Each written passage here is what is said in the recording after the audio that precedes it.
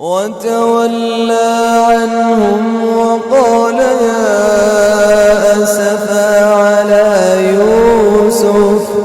وتولى عنهم وقال يا أسفا على يوسف وابيضت عيناه من الحزن فهو كظيم قالوا تالله تفتأ تذكر يوسف حتى تكون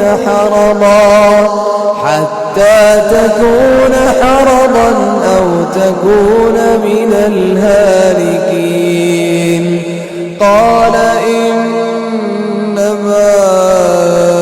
أشكو بثي وحزني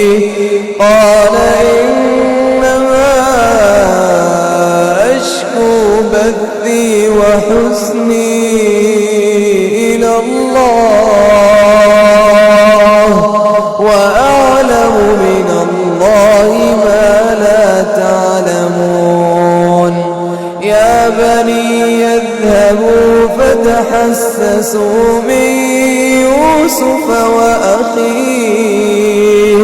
ولا تيأسوا من روح الله